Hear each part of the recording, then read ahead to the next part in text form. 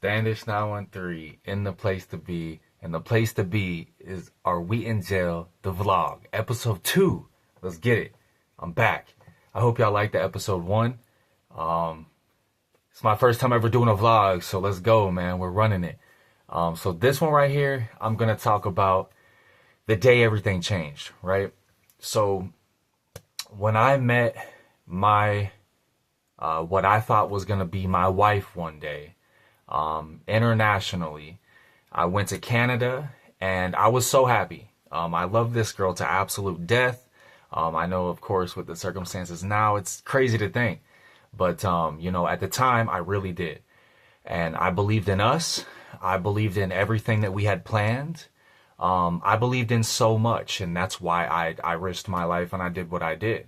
Now, did I know I was going to end up in Edmonton Remand Center locked up with a bunch of French Canadians? No, I didn't.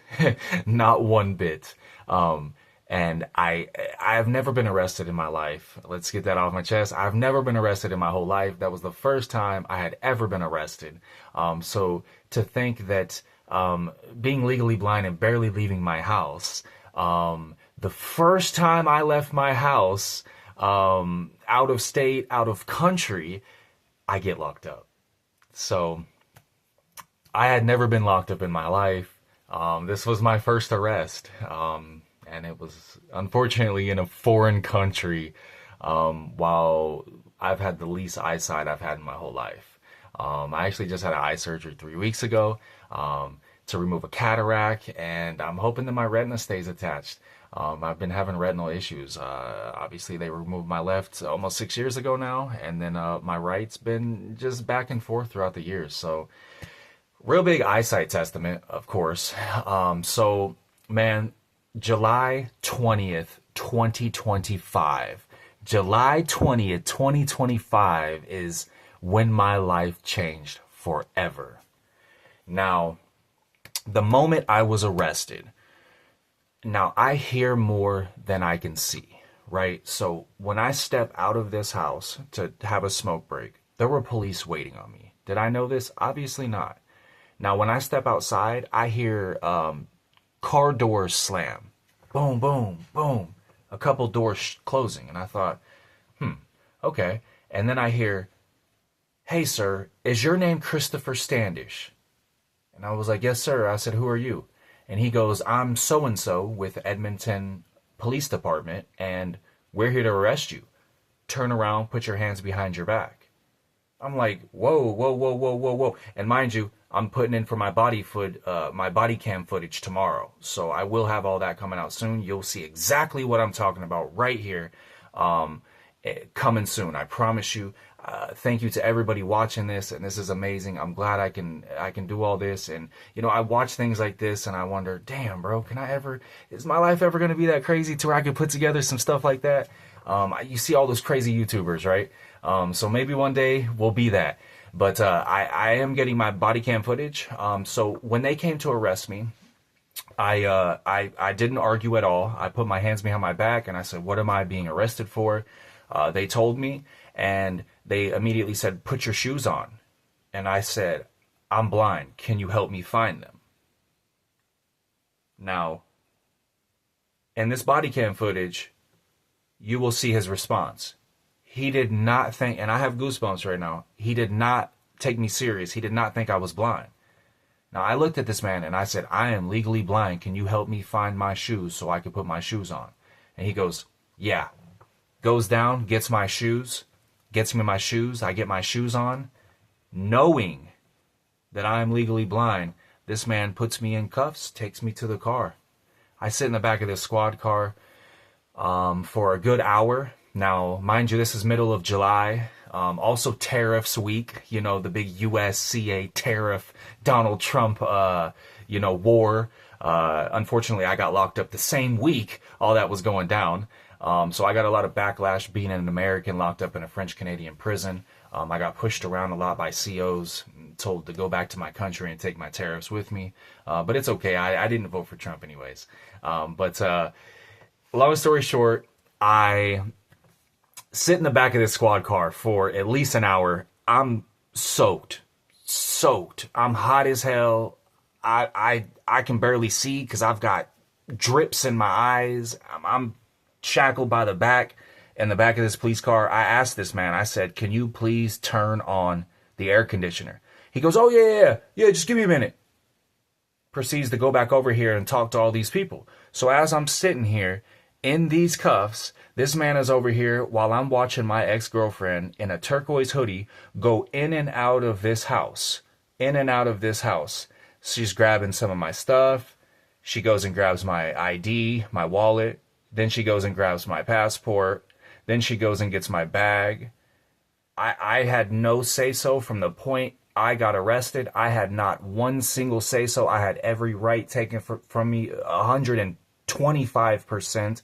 And at that point, I felt like I was kidnapped by RCMP. And I know this sounds crazy, but I was hands down kidnapped by RCMP. This is the truth. I'm exposing the truth. This channel is for nothing but the truth. I was kidnapped by RCMP. So I get word that he's going to put my bag in the back of this police car. I'm still arrested. I'm wondering where the hell we're going, what's going on. I'm a U.S. citizen in a foreign country. I had so many things on my mind. So this man puts my stuff in the back. He walks around to the car, gets in the car, turns it on, and I said, man, it's hot as hell in here. You know, what? Can we get some air conditioning going? Yeah, okay. He diddle squats around, finally gets the AC going.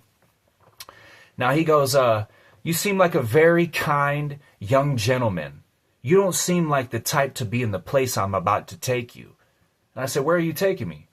He said, Edmonton Remand Center. They call it the zoo. I said, why they call it the zoo? It's full of animals. He said, and you being a U.S. citizen, you'd be surprised if you're going to make it out.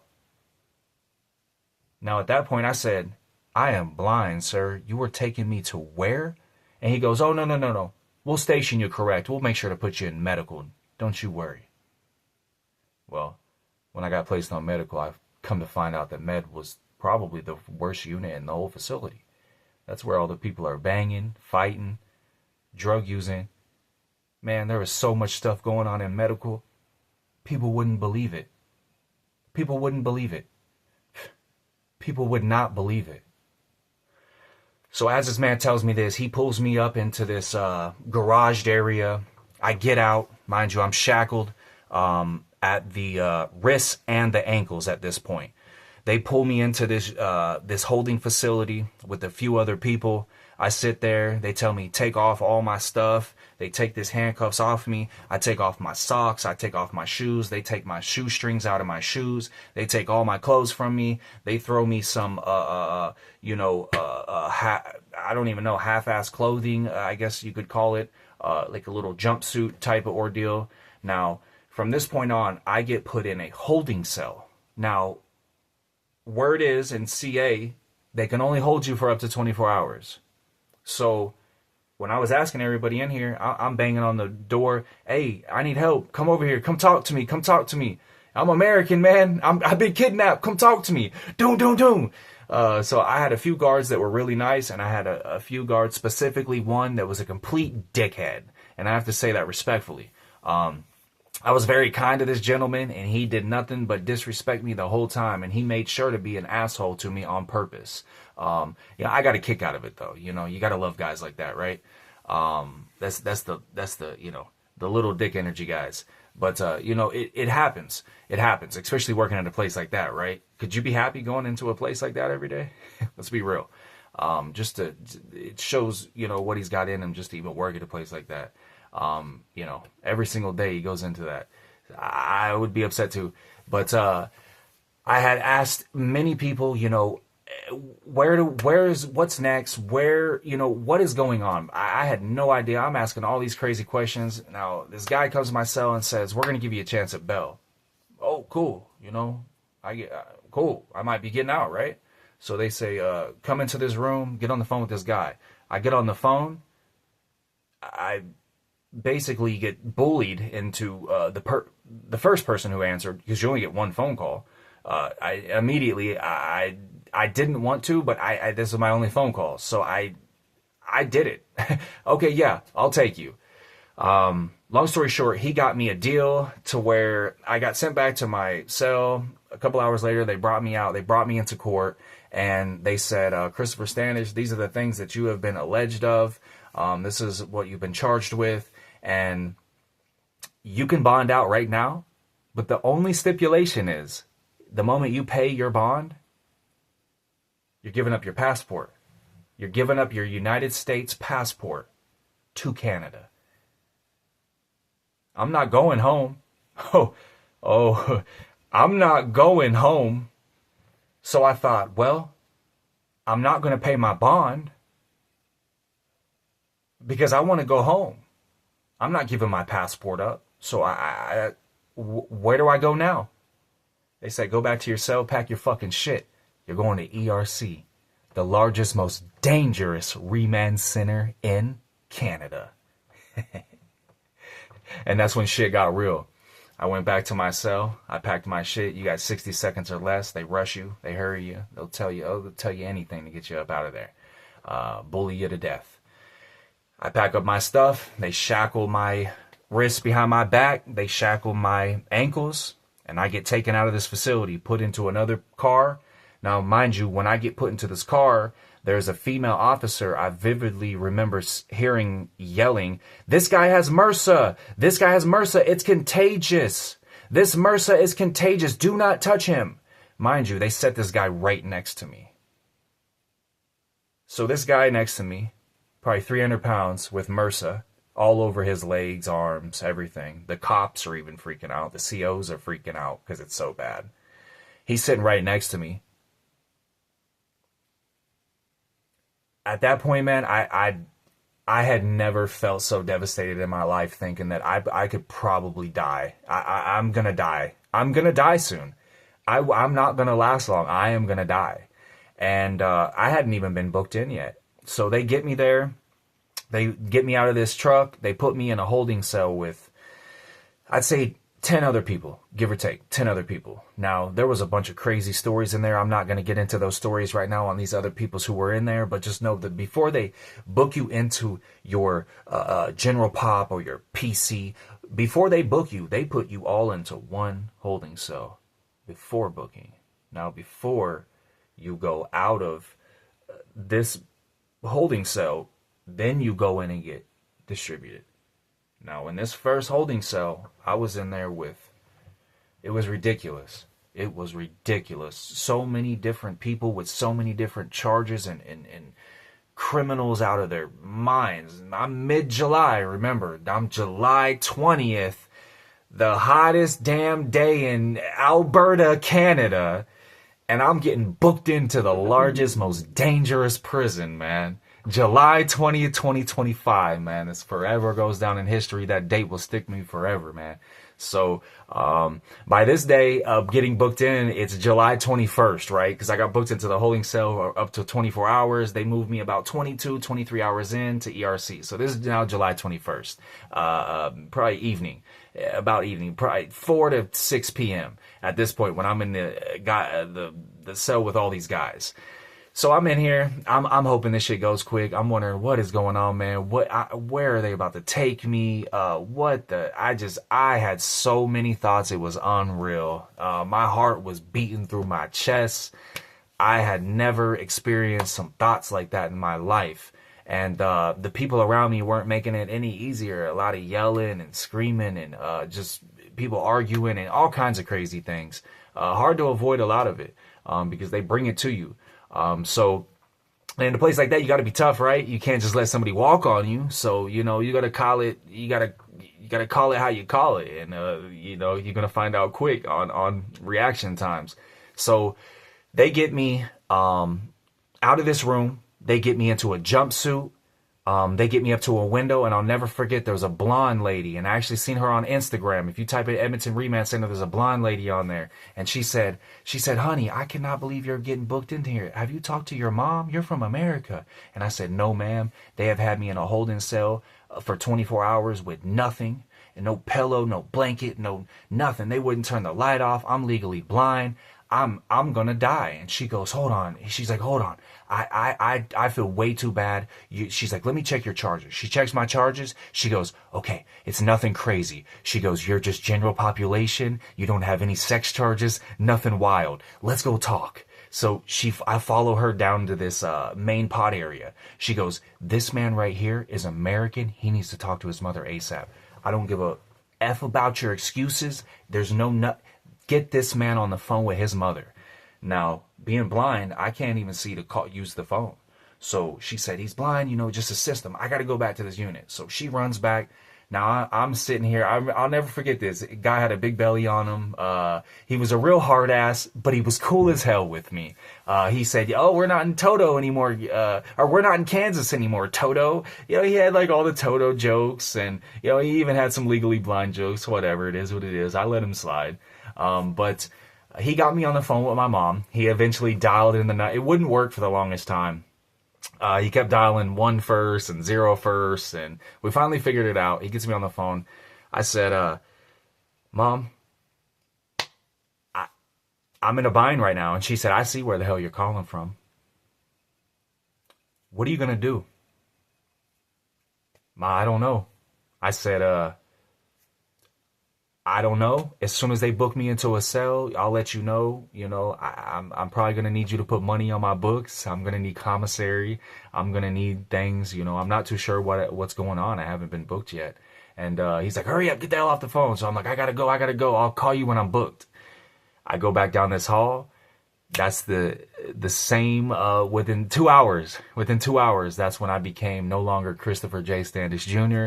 I became 2273036, an inmate of Alberta, Canada, at Edmonton Remand Center, aka the Zoo.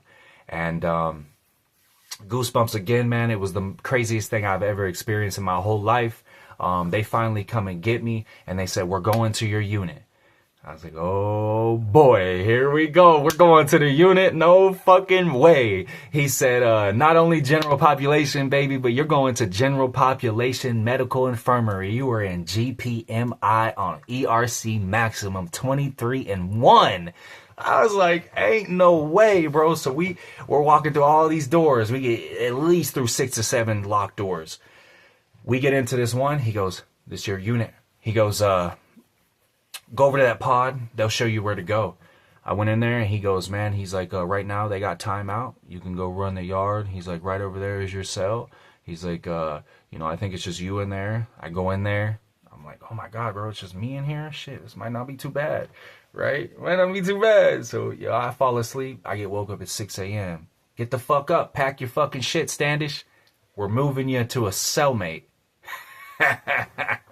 And that's when I was like, okay, shit's about to get real now. He said, boy, you ever been to jail before? And me being an American citizen on top of never being to jail, right? No. He's like, oh, you're down for a ride, baby.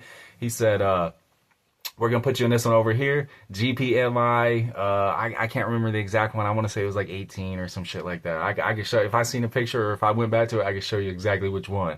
But I started on the right side of the facility, and when I left, I actually was on the left side of the facility. You could choose rooms, depending on what COs were in there. Some were cool, some were complete assholes, and they wouldn't let you do nothing. I couldn't even get fingernail clippers or a razor to trim up my beard or trim up my facial hair. Nothing, man. It was crazy. It was ridiculous. Those guys should all be in trouble, and that place will be looked at soon, I promise. I know there's a lot of crazy stuff that happens at that place, and it's very known. So y'all need to step it up, ERC. Y'all need to figure out your stuff, and you need to talk to your COs, man. Your COs are all dirty. You know who bringing those drugs in that prison, bro. I can't say that, and I can say that respectfully. You know who's bringing those drugs in that prison. For us having no in-house visitors, and all we can do is make phone calls, y'all know who's bringing those drugs in that facility. I don't know why this is an ongoing thing of y'all are trying to keep this under the table, man. I understand y'all are making money off that, but you know what y'all are doing, man. Y'all know what y'all are doing. So I get booked in with my cellie, and it's this guy, white guy, long hair. I kind of say, hey, yo, whoop-de-doo, what's your charges? And he's like, I got caught with trafficking meth amphetamines, fentanyl. And he said, but I didn't know the fentanyl was in the bag until they busted me. He said, I had no idea she put fentanyl in that bag. So he tried steering around the fact that he had fentanyl. But at the end of the day, it is what it is. You know, you got caught with drugs, and that's that. So we're both sitting in this cell. Really weird vibes, man. You know, you have to get used to a different person. Long story short, I only stayed 2 weeks with that guy, and I stayed 8 weeks total. So out of those 8 weeks, I had 8 different cellmates. My last cellmate, shout out to my brother Chad, man, my boy Chad. That's my brother for life. That boy he introduced me to so many things, man, and that's the cellie that I left that bitch with. I left all my commissary, all my shit. I gave it to Chad, and I said, here you go, dog. Hopefully you out soon, man. Let's get it. You get out, call me. And you know, now he's out and we talk all the time. Shout out to my brother Chad, man. Shout out to Liz. He introduced me to Liz actually in jail. I was several weeks in, and I was arguing with my mom every day. You know, I call her in a bad mood, like, hey, I'm only out for this 1 hour today. I'm locked down until tomorrow, 23 hours in. I'm irritated. Did you call my attorney? Yeah, I called him. Well, did he answer? No. Well, how many times did you call him? Well, once or twice. Call that motherfucker 40 times. Call him 40 times. You know, call until that thing doesn't ring anymore. You know, it was just, it got too much, you know, speaking to just my mom throughout the weeks. It was hard, man. So there were days where I didn't even call her because it was just, you know, and in there you can't show emotion. So I couldn't cry in ERC, bro. They take advantage of me. Are you serious? And that's a serious thing, man. Go back, go check my cameras, man. I was recorded 24-hour surveillance, man. Check that shit. But, I met a girl named Liz, through my cellmate. It was, his wife's friend. And I forever have to thank Liz, 110%. She helped me with a whole lot of things. She talked to me every day in jail for several weeks. The day I got out, they said, call somebody, you're getting out. And I had nobody else. I'm in a foreign country. So I called Liz and I said, hey, I'm getting out. And she said, say no more. I'm on the way. And I shit you not, I get out, I step outside, and this is 57 days I've been in confinement. I step outside, and this beautiful Canadian girl named Liz is standing there. She then helped me get all my stuff that I needed. She took me around. I had to give my DNA to Canada, etc., etc. All kinds of things that she helped with. So shout out to Chad, shout out to Liz, and shout out to Megan. Megan helped me with a hotel too. I got a little discount too when I was fresh out. So shout out to y'all, man. I appreciate the hell out of y'all. But in there, man, it was the craziest thing. I've got so many crazy stories. I just wanted to get on here, man. I'm going to cap this out. Make sure y'all tap into the ebook. If you have not bought the ebook, buy the ebook. Look at this amazing Are We in Jail? The ebook t-shirt. And not only is it an amazing ebook tee, but it is jumpsuit orange. Yes, it is ERC freestand orange, baby. Let's go. Go get them ASAP. We got this one. We got it in black. We also got the free Standish t-shirts right here. Check this out. Here's the black ebook. This is how they come, by the way, too. Boom, boom. They come brand new in a package. Never touched. Fresh prints. This stuff doesn't fade. It doesn't strip off if you wash it. It's really good quality. I'm still looking for funding for the documentary, man. The documentary, I'm doing the most. I'm doing the most, and I know y'all see it. So everybody who has helped with funding, thank you so much. I'm going to put the GoFundMe link and the Cash App below. Anything and everything helps. It doesn't even a share. If you can't donate, please share this video, share the link, share the GoFundMe, share the ebook. Follow me on socials at Standish913. That's STANDISH 913, and at Are We in Jail on Instagram. That's Are We in Jail. Are we in jail? Hey, man, I fucking love doing this. Shout out to y'all. Thank y'all for watching the episode 2 vlog. And let's get it, man. Until episode 3. Let's go. Are we in jail?